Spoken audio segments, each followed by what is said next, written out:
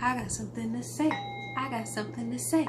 So welcome everybody to tea time. Hey!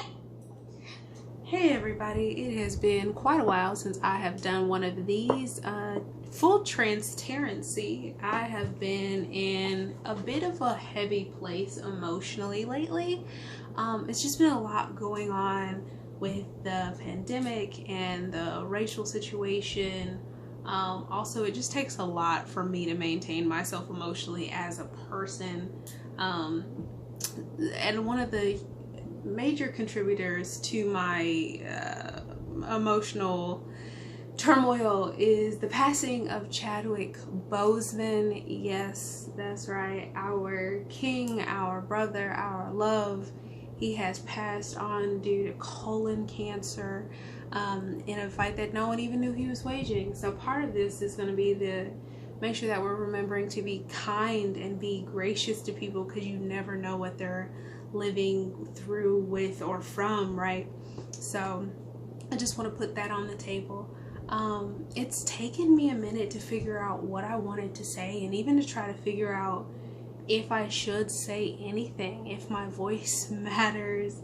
I've had a hard journey with this channel in general, just feeling kind of like this thing doesn't really matter, not really feeling very supported, and that's a tough thing, right? It's tough to make something and to feel like the people who are supposed to be supporting you don't really have your back, and in turn it makes you not really want to make stuff. And then on the other side of the coin, you know, I was having a lot of issues with just a lot of negativity being thrown my way, and I think subconsciously what was happening is that I tried to make myself smaller and dimmer and not do these things to not call attention. Like maybe they'd stop throwing rocks at me if I just wasn't so much, you know?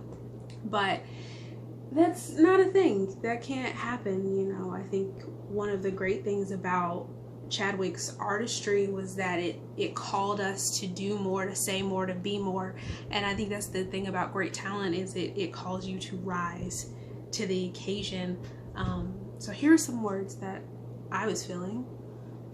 Let us never forget to remember that we are pieces of a whole, a puzzle that needs each of us to do the work, to face upwards, showing our image as visibly and vividly as we can, grasping tightly to the others that we can touch, securing them and ourselves in light and love.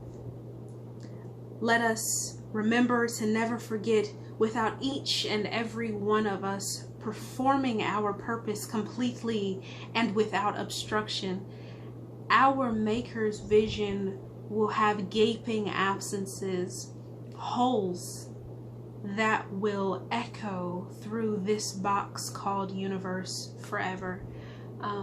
And I think we're all kind of feeling a massive absence. And to be honest, I was going through this emotional experience of feeling like this great sense of loss when Chadwick passed, or when it was announced to me anyway. I just couldn't figure out why. I was like struggling to let it go. Like it really felt like a relative had passed or something, or some great love of my life.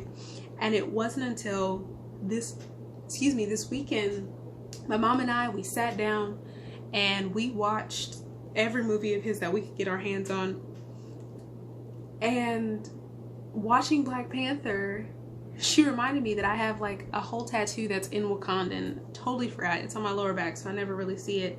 But yeah, just remembering the ripples in the cultural fabric when that film came out, and the amount of ripples that man created for us in general was awe-striking. It was amazing to see. And as a young Black actress, performer, creative, to watch someone so brave and to not pull punches, but to clearly have such an intense grace and dedication to craft and a transformative chameleon-like ability, that for me to watch that like leave the world That's tough. Also, I think the fact that we even still, like the fact that the Black community is reeling as intensely as it is reeling is due to the fact that there's this narrow, not even doorway, like window that Black artistry is siphoned into. And the fact that we lost one of the ones who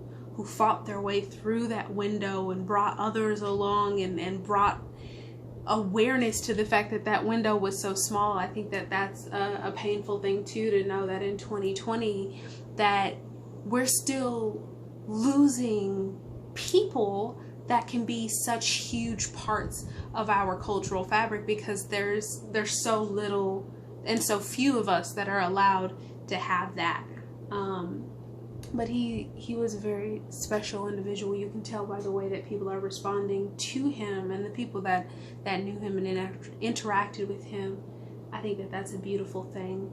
I also want to go ahead and say that to my Black community, getting tested, getting screened for cancer, and honestly any kind of wellness is extremely important.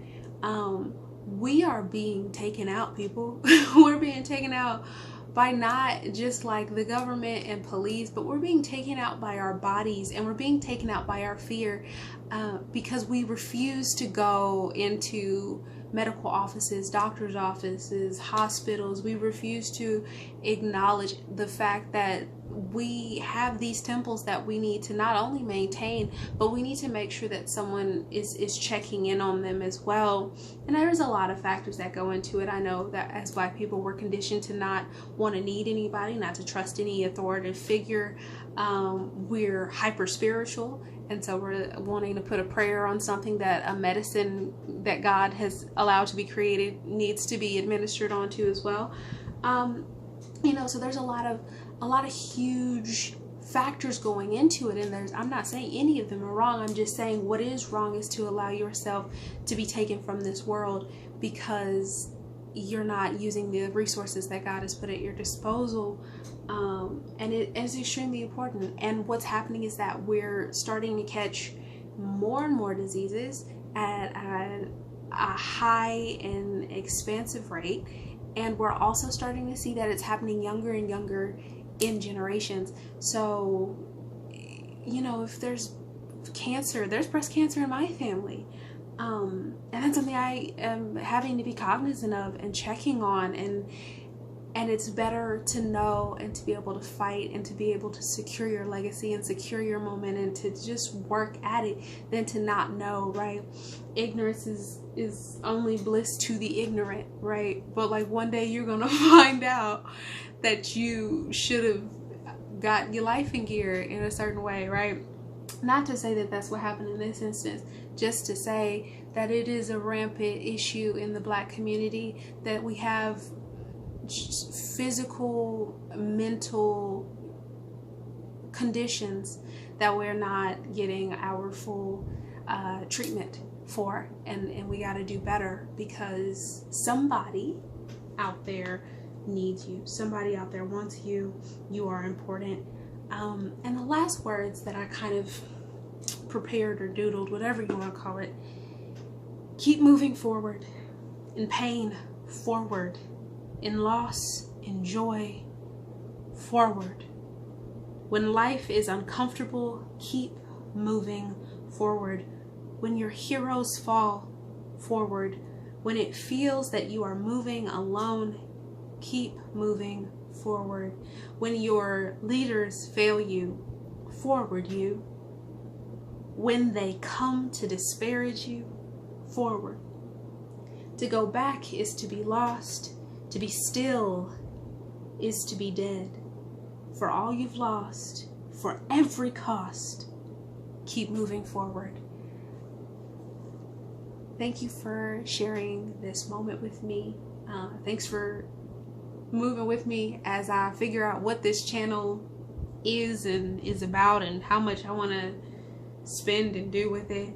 And thanks for just letting me be human in this space. I hope that you found a space of relation. That's something here that you can relate to, whether it's feeling lost or purposeless or hopeless, or just feeling sad and unsure of what to do. And I hope that you do something creative with that.